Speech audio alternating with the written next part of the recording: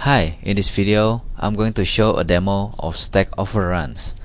A stack-based buffer overrun occurs when a buffer declared on the stack is overwritten by copying data larger than buffer. Variables declared on the stack are located next to the return address for the function's caller.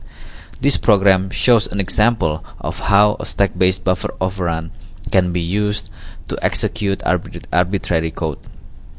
The objective is to find an input string that executes the function bar. In this example, the unchecked user input is passed to a string copy function. As a result, the return address for the function can be overwritten by an address chosen by the attacker.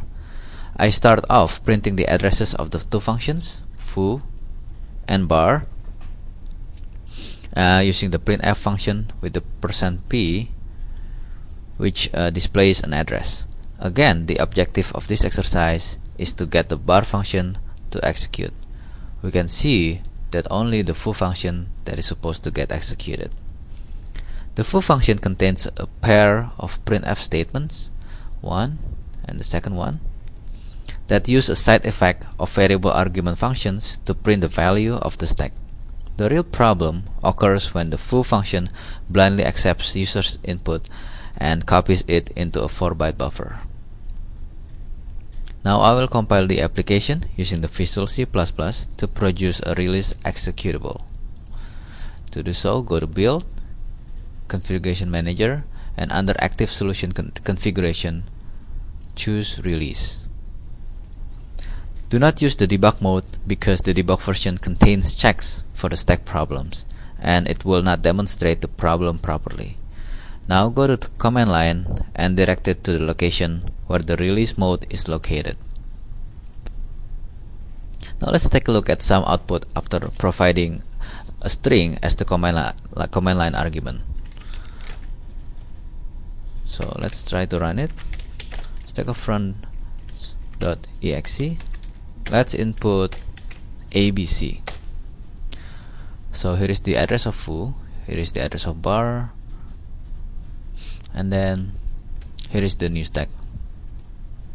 So let's observe this stack. I'm gonna copy it and then put it on the Excel sheet. So here is what the stack looks like. So we input ABC, so we can see where the ABC gets copied in. So if we look at the ASCII table for ABC, we can see that A is represented by 41, B 42, and C 43. So we can see where the ABC gets copied in. So here is A and B and C and some other letter. So this is the direction of how the stack get pushed. So A, B, C, and some other character. So now let's try something else. Now why don't we try the letters A through H and see the behavior. So it's no surprise that we get the stack overrun. Now let's click the debugger and see, we have an error message, access violating reading location 48, 47, 46, and 45, and we will see what those letters are. So 48 is H, 47 G, 46 F, and 45 E. Now let's copy and paste again and let's observe behavior of the stack.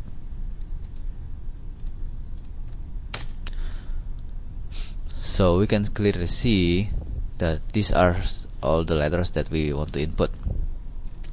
So we input A, B, C, D here, and this line is E, F, G, H, and it goes from right to left. So we can clearly see how they get stored. Now we know that this complains about access violation. So now what we understand from this error message is that this line, which is line 5, is the return address of the foo. So now we want to override the return address for foo. So here it is, line 5, at line 5. Now let's try something else. Before we do that, we're gonna close the debugger, close it, and then now let's take out the last letter. So now the input would be A through G. Let's take it out H and see what happens. So now we're getting somewhere. So we can see that what the stack looks like. So we're getting similar error message, 45, 46, and 47. Let's copy and paste this one. Copy and paste it. We know that this line 4, is the same, and they are letter A through D. And this one, since we take out H, then the first one we don't know what it is, and the rest of the rest we know what they are. So they're gonna be G, F, and E. So now we know what we want to do. So what we want to do is we want to replace this address by the address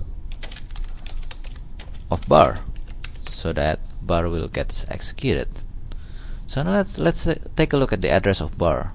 So the address of bar is 00, 40, 10, and 50, which is 00, 40, 10, and 50. Okay, so clearly if we can replace E by 50, replace F by 10, replace G by 40, and this one doesn't need to be replaced because they are the same, so we're gonna achieve our goal. Now let's take a look at these letters, 40, 10, and 50. So 40 is this character, so 10 is new line, and 50 is the letter for P. So clearly there is no way that we can do it in the command line. So what I'm gonna do is I'm gonna create a Perl script. This one I already created beforehand. So let's take a look at it. So now instead of A, B, C, D, E, F, G, we're gonna input just A, B, C, D plus and append it to the letter 50, 10, and 40. 50, 10, and 40.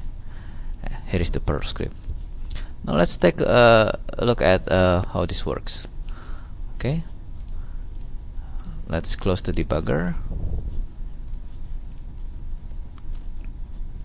Okay, now let's run it. Let's run the script. Perl hack overrun.pl. Oops, there you go. We can see that the bar function gets executed. So now running the script produces the desired result. So there you go. You see that the bar function gets executed. So this example shows how an attacker can control the program flow by manipulating the user input.